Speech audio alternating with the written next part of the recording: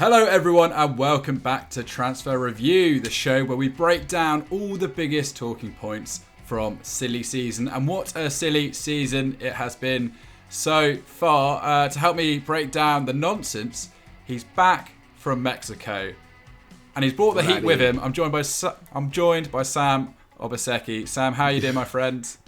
I'm good, bro. I'm good. I'm actually very happy to be back because the weather right now is banging. I'm in my shorts. I'm about to go out. I was going to say I'm going to go into a swimming pool, but that's a lie because my ears are blocked and the swimming pool is what's caused it. So, yeah, let's talk about these transfers because there's a few interesting things going on, man. Yeah, there is. It's nuts. I mean, we've just today seeing Sadio Mane. He's close to agreeing that move to Bayern Munich. Looks about £35 million. Mark Roca yesterday going to Leeds from Bayern. I think that's an awesome signing for about £12 million. Lucas Torreira's moved. Fiorentina looks like it's collapsed. We've seen Pogba. Looks like he's about to sign at Juventus. There's loads going on. Yeah, boring. We're not gonna yabber on about all the stuff that you guys know already at home. We're covering a lot of transfer stuff across our FD platform. So if you think we've missed a story, check out the rest of FD to find out more. Ericsson to United, all that kind of stuff. Because we're kicking off today, Sam, the transfer we like, and that's the news that Raphinha is interesting Spurs. What do you make of that? Yeah, it's an interesting one. According to The Athletic, Tottenham Hotspurs have joined the race for the Leeds star. The 25-year-old is basically on his way out of Ellen Road. We knew at the end of last season there was a few rumours of him going to Barcelona, but we've seen what's going on with Barcelona and the fact that they're not going to be able to sign players without letting players go. So that doesn't look that realistic. So it leaves the door open for Spurs and Arsenal to move in for the former Rennes star. As per The Athletic, Raphinha joins his fellow Brazilian Richarlison as the player Antonio Conte wants. And I think Antonio Conte, he's really getting active in this transfer window. It's a completely different comparison to what happened in January and how upset he was over there. But what are you saying, Henry? How would you compare like Richarlison or Raphinha?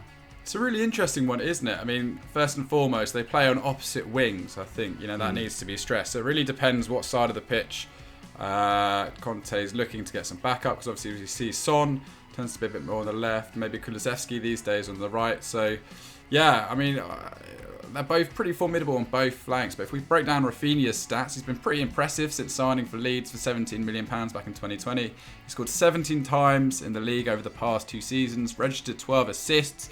Really skillful player, isn't he? Dribbled past 70 players last season. That's the 5th most in the Prem. 4 shot creating actions per 90. That's things like dribbles, passes, fouls that are drawing to efforts on goal.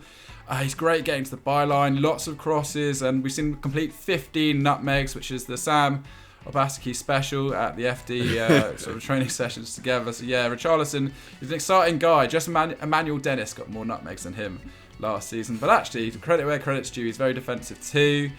Averages about 3 tackles and interceptions per 90, 17.7 pressures, 1.8 blocks. I mean, compared to the rest of the players in Europe's top 5 league who play in a similar position to him, he's actually one of the more harder working, which I don't think he necessarily gets the credit for all the time. He really was scrapping the season to help keep Leeds in the Premier League. Then again, so was Richarlison. He was doing exactly the same over at Everton. I think the last 2 seasons he's played a bit more of a selfless role to really help out the team. But this year he actually had pretty good attacking numbers. 10 goals, 5 assists for Everton. He scored 30 since joining them from Watford for that sort of ridiculous fee back in 2018. And his defensive numbers are maybe even better than Raphinha's. Really impressive. Over 20 pressures a game. So, Richarlison, selfless guy. I think you can see why Antonio Conte likes both of them because they've got the attacking flair, they've got the defensive flair. Yeah, exactly. I mean, Sam, if you were going to choose between them, because it looks like both are roughly going to be available for about £50 million. If you're going to choose between the pair, both Brazilian, both 25, different flanks, who are you going for? Oh, it's a tough one, because I actually really like both of them, to be honest. But I think Raphinha edges it just a little bit for me. I think he's a bit more seasoned as a wide man. Richarlison, he has moments in the season where he's just completely silent. Like he tries and I don't know actually. I actually don't know. It's a tough one. It is. I would go off just of the fact that Raphinha's a bit more skillful, and like you said, both of their attacking output and defensive output are quite similar.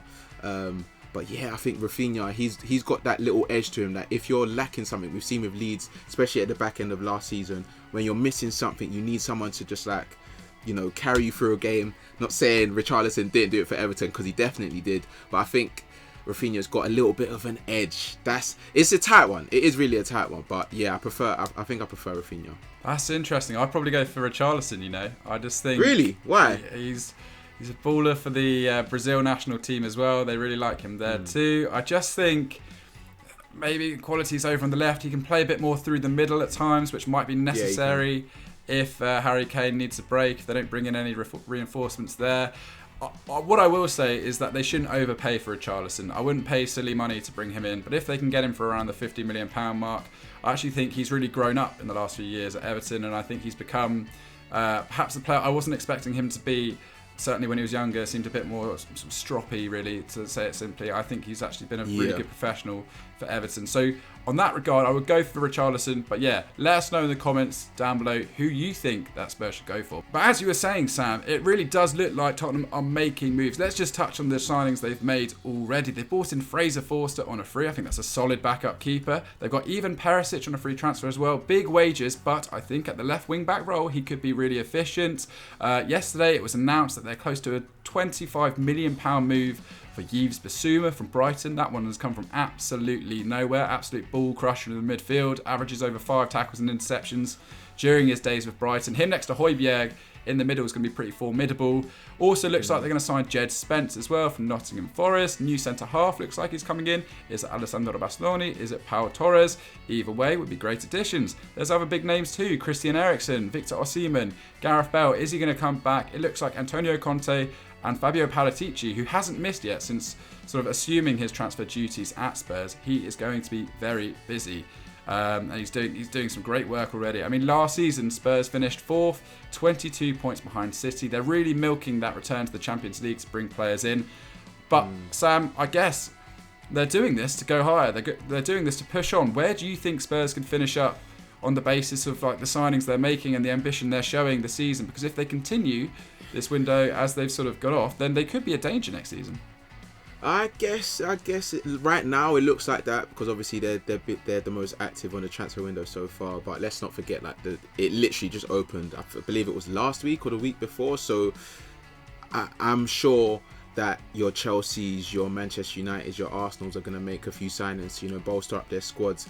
Definitely, they have added quality to their side, but they have added signings that, like Djed Spence, for example, he's coming from a lower league, but he's definitely proven that he can, take the step up. But I think his situation is similar to Sessegnon, when he was, people were lauding him as someone that can make the step up, and as we know, the step up isn't as easy as it looks. Bissouma, great signing, but there's something about that signing that is a bit iffy to me. Like, why did no other top team go for him, especially if he's 25 million? Liverpool need midfielders, Chelsea need midfielders, Arsenal were linked with him for a while as well. 25 mil is definitely a fee that you can definitely go back and forth with a team with. So that is interesting. But if they're going to carry on the way they are, then I think they'll be around 4th and 5th, exactly where they were last season.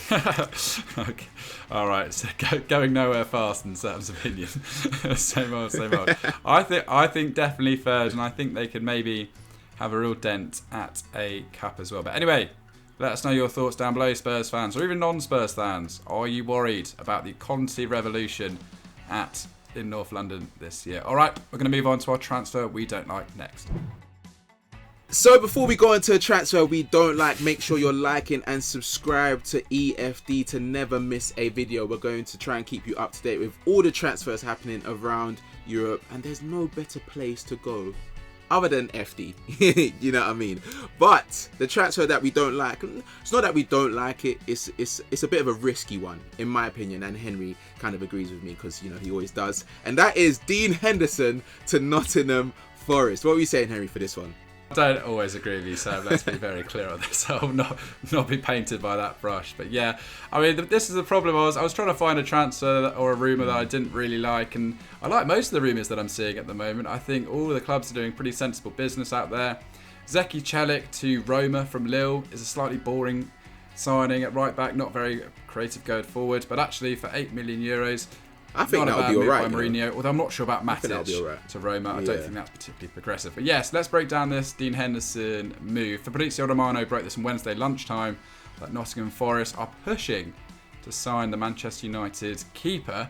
The Premier League new boys are seeking a loan deal with a £20 million option to buy, which they would activate, I assume, if they stayed up across this time next year. And apparently the players are actually considering the move as well. I mean, we know that Forest need a new keeper after their playoff hero, Bryce Samba, rejected a new deal at the City Ground. Quite a sad story, actually, that one. It looks like they're going to try and sell him. And so far, I'm reading that the French club Nantes are in to sign him. And they've already got Albert Lafont, who's a great keeper. I don't really know what he's going to go do there. I wish he'd just stay. Anyway, opportunity for Henderson to maybe try and find some game time somewhere, because he really needs to leave United if he has any chance of reigniting his career and getting anywhere close to the England's World Cup squad, which I don't think is beyond him if he had a really good 6 months next season. And because, you know, he is stuck behind David De Gea at United, who's been really resurgent. Henderson, after kind of playing 12 games in the Premier League in the 2021 campaign, he managed to injure himself last summer, missed out on the World Cup squad, and then the Euro squads, and then I think he got COVID, so he was missing the start of the season. De Gea's come in, and he only played it meant that Henderson only played 3 times last year in total, which really is not what he was expecting at all. It wasn't so long ago he signed a new bumper contract worth £120,000 per week, clearly with the intention of being the number one at Old Trafford, but that isn't working for the 25-year-old at all. He wanted to leave last January, but Ralph Rangnick, the genius himself, said he couldn't go. He wanted to keep him around. Newcastle were heavily linked with him then. Newcastle was still linked with him, but it appears that Nottingham Forest are looking to get a jump on their rivals. My issue with this transfer, Sam, because it would be good for him to go play, I just think Nottingham are really going to struggle next season, and I'm not sure how much of a good look it could be for a keeper.